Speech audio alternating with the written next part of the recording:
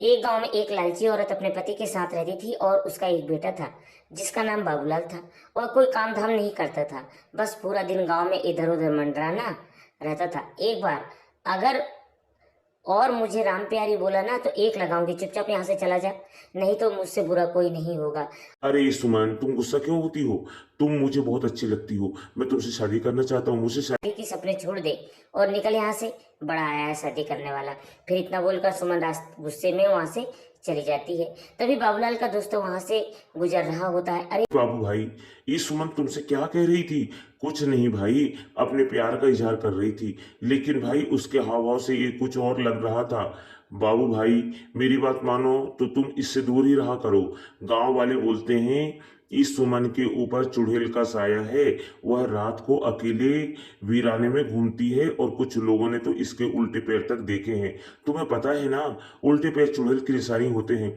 चल बेवकूफ, तेरा दिमाग खराब हो गया है जो इतनी सुंदर लड़की को चुड़ैल बोल रहा है। सुमन कोई चुड़ैल वुड़ैल नहीं है, मैं तो इसी से शादी करूंगा। फिर इतना बोलकर वह अपने घर की ओर चल देता है। मामा, अब मेरी शादी की उम्र हो गई है, मेरी किसी सुंदर सी लड़की से शादी करवा दो ना। हाँ हाँ, क्यों नहीं। अगर राजा बेटा का कोई भी और अरमान है तो वो भी बता दीजिए, आपके सारे अरमान एक साथ पूरे करवा देंगे।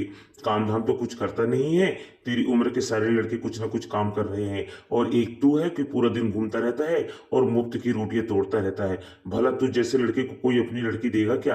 पहले कोई काम धाम करके कुछ पैसे कमा ले, दिखा, फिर सब शादी के सपने देखना। चल भाग यहाँ से, आवारा कहीं का, किसी काम धाम का नहीं है। देखो ना माँ, पिताजी हमेशा मेरी बेइज्जती करते रहते, किसी दिन तो घर में छोड़ के चला जाऊंगा। और नहीं नहीं बेटा, कैसी बात कर रहे हो, ये सब तुम्हारा ही तो है। अजी आप तो ही हर दो वक्त मेरे भोले से बेटे को नीचे दिखाते रहते हो। अजी हमारे पास क्या धन दौलत की कमी है? क्या आप ये सब ऊपर लेकर जाओगे? भला मेरे बेटे को कमाने की क्या जरूरत है? माँ, माँ, मुझे सुमन अच्छी लगती है, तुम उसके घर मेरा रिश्ता लेकर जाओ ना। ठीक है, मैं कल ही सुमन के घर माता पिता से तुम्हारे रिश्ते की बात करने जाऊंगी। फिर अगले दिन बाबूलाल की माँ सुमन के घर रिश्ता लेकर जाती है और उन्हें अपने पैसों को खौफ दिखाती है। देखिए बहन, आप बहुत अमीर लोग हैं और हम गरीब, मेरे पास आपको देने के लिए कुछ भी नहीं है। तुम तुम्हारी किस्मत बहुत अच्छी है जो तुम्हारी लड़की की शादी मेरे बेटे से हो रही है। बस तुम सुमन की शादी मेरे बेटे से करवा दो, मुझे तुमसे कुछ नहीं चाहिए। इतना बोलकर वह वापस अपने घर की ओर चल देती है। अगले दिन सुमन और बाबूलाल की शादी हो जाती है। बाबूलाल सुमन से शादी करके फूला नहीं समाता।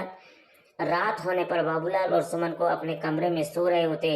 तभी सुमन उठती है और सीधा घर से बाहर निकल जाती है और जंगल की ओर चल पड़ती है। बाबूलाल के दोस्त को सुमन पर पहले से ही शक होता है, इसलिए वह उस पर पहले से ही निगरानी रखे हुए होता है। अरे ये भाभी इतनी रात गए कहाँ जा रही है? मुझे इनका पीछा करना होगा। फिर सुमन का पीछा करने लगता है वह है। तभी चलते चलते सुमन के पैर उल्टे हो जाते हैं। अरे मर गए, इसके तो पैर भी उल्टे हो गए। मेरी शक सही निकला, यह तो चुड़ैल निकली।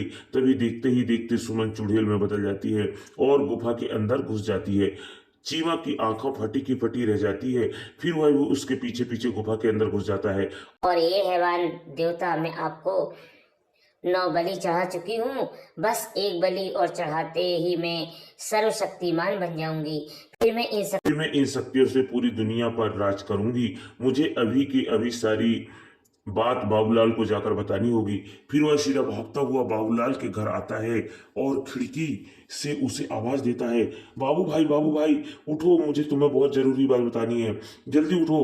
अरे क्या हुआ भाई, इतनी रात तुम यहाँ क्या कर रहे हो भाई? मैंने तुम्हारी पहले से ही कहा था ना, तुम्हारी बीवी चुड़ैल है, लेकिन तुमने तो मेरी बात पर विश्वास ही नहीं किया। भाई तुम्हारा दिमाग खराब हो गया है क्या?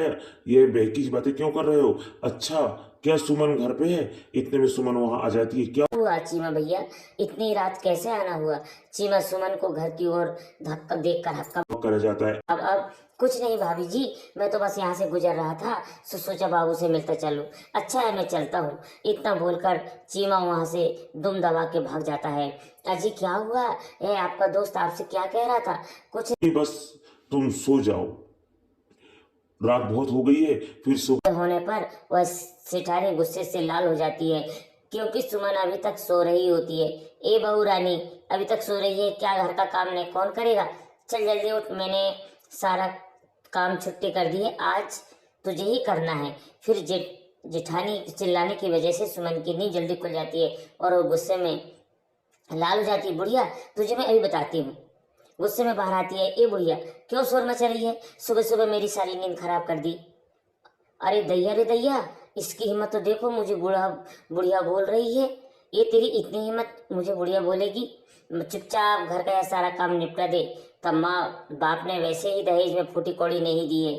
मैं कोई काम वाम नहीं करती, जो करना है कर लो। तेरी इतनी हिम्मत मुझे मना करेगी?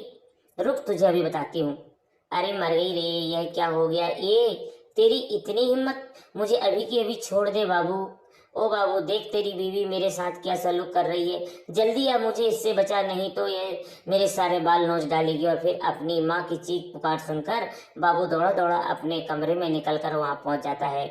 और यह देखकर सब देखकर हैरान रह जाता है। इस सुमन, इतनी हिम्मत तो मेरी माँ को ऐसा हाथ लगाएगी?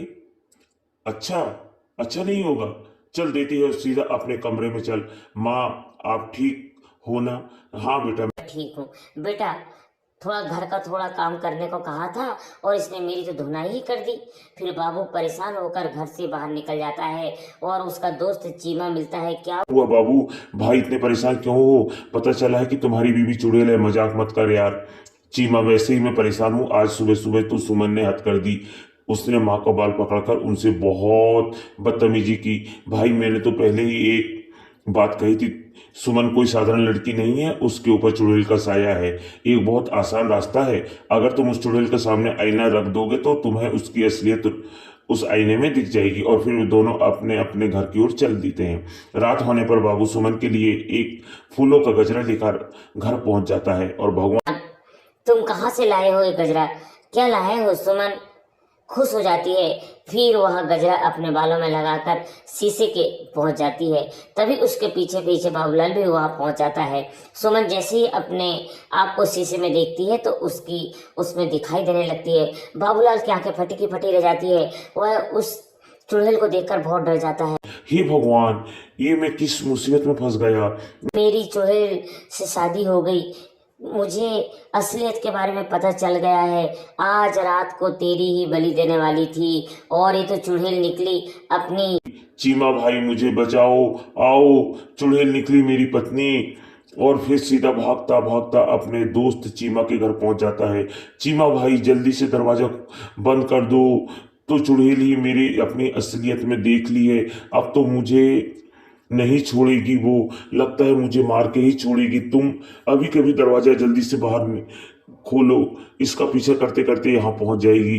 तभी जोर जोर से दरवाजा खटखटाने की आवाज आने लगी। जोर जोर से दरवाजा खटखटाती है, लगती है। सब लोग डर जाते हैं। हाय रे दैया, लगता है इसकी पत्नी आ गई है। ए कहते कहते वहां पहुंच जाती है और दरवाजा बिल्कुल मत खोलना, किसी को भी जिंदा नहीं छोड़ेगी वह। अरे बाबू, हम मर गए यार। बाबू हमारे दरवाजे पर खड़ी है। तो कहती है, बाबू बाहर दरवाजा खोल, बाहर फेंक दे।